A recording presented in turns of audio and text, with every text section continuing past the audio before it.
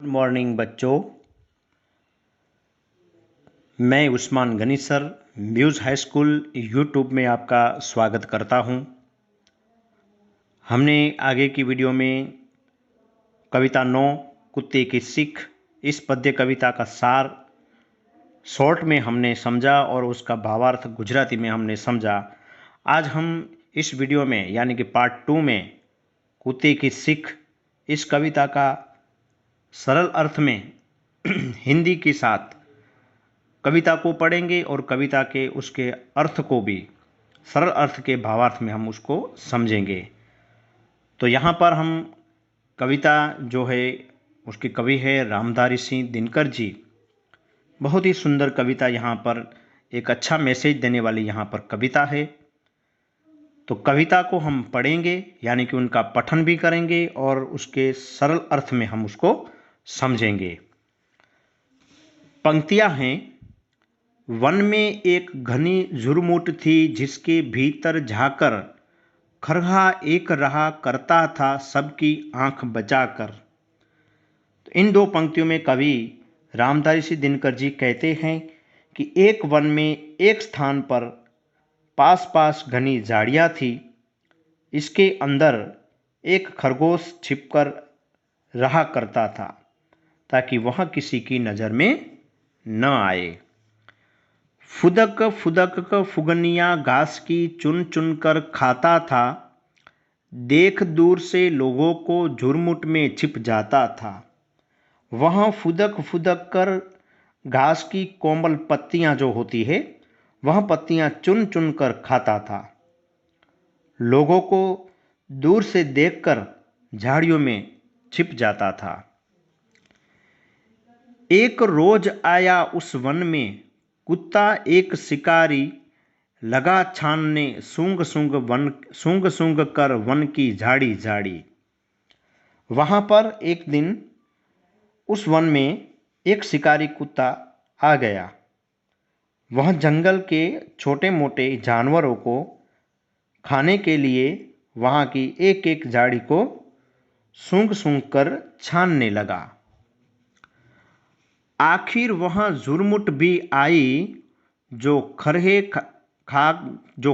का घर थी, मगर खैर उसने बेचारे की लंबी अभी उम्र थी।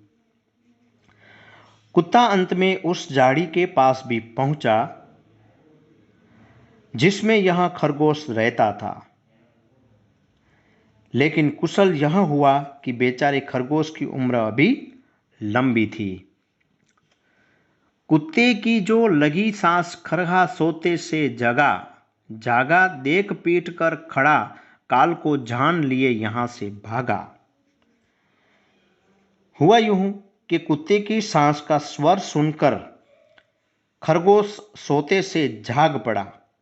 उसने देखा कि सामने उसका काल यानी कि मृत्यु कुत्ता खड़ा है। वह झटपट तेजी से भाग खड़ा हुआ।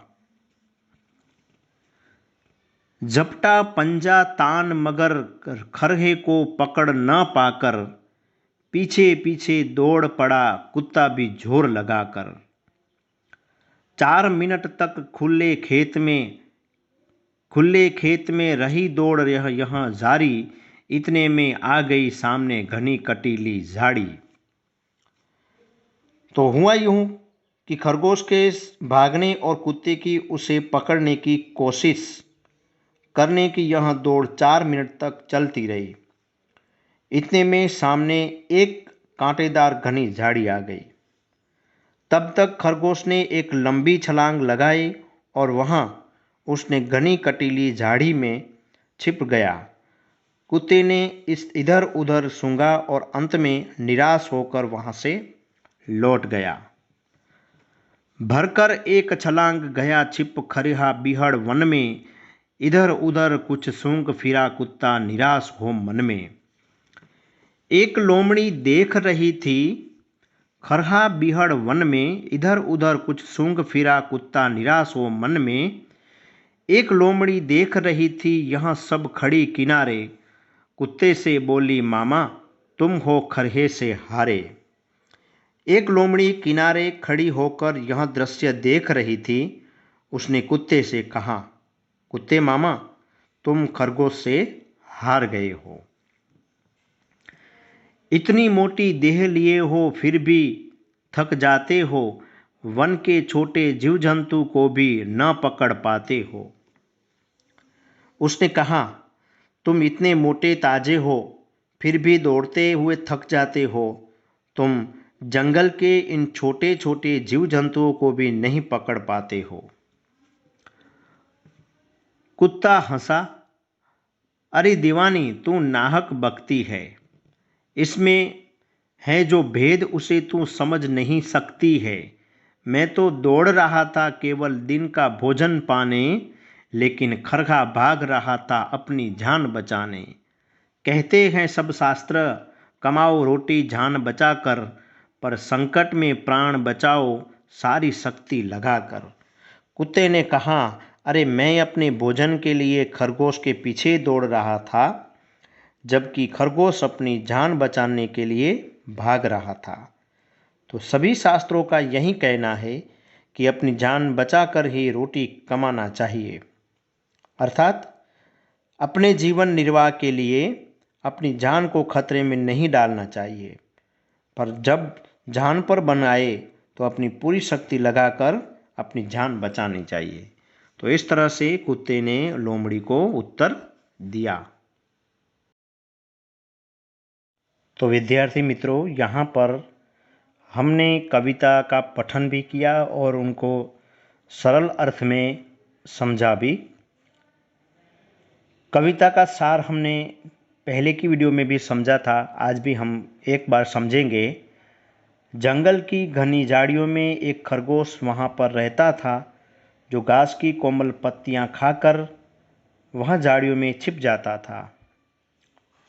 जब एक दिन उस जंगल में एक शिकारी कुत्ता वहाँ पर आ गया, वह झाड़ी को सूंघता हुआ खरगोश के पास पहुँच गया, लेकिन सामने मृत्यु को खड़ा देखकर खरगोश अपना पूरा जोर लगाकर वहाँ से भागा।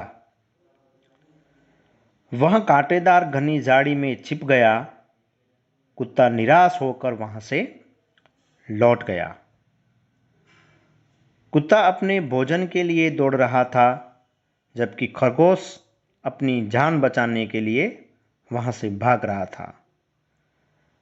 जान संकट में पड़ने पर व्यक्ति को अपनी पूरी तरह ताकत लगानी चाहिए। तो यहाँ इस कविता से हमें सीख मिलती है। तो विद्यार्थी मित्रों, यहाँ पर हमने कुत्ते की सीख पद्य 9 और कवि रामधारी सिंह दिनकर, आज हम उन कविता का पठन भी किया। कविता का सरल अर्थ में हमने उसको समझा भी, कविता का सार को भी हमने समझा। तो यहाँ पर पार्ट 2 हमने जो बनाया, उसके बाद जो उसके प्रश्नोत्तर हैं उनकी भी हम चर्चा करेंगे। तो यहाँ पर आज का जो वीडियो है वह वीडियो आज हम यहाँ पर पूरा करेंगे। आगे की जो वीडियो हम बनाएंगे वह कविता 9 का पार्ट 3 यानी कि तीसरा भाग होगा, उनमें हम प्रश्नोत्तर की चर्चा करेंगे। उसके साथ व्याकरण के जो टॉपिक है उनकी भी हम बात करेंगे। तो आज की यहाँ पर हम बात पूरी करते हैं। नए वीडियो में हम यानी कि पार्ट 3 में हम तीसरा भाग में फिर से मिलेंगे। तब तक के लिए मैं आपसे यहाँ पर इजाज़त लेता हूँ। नमस्कार।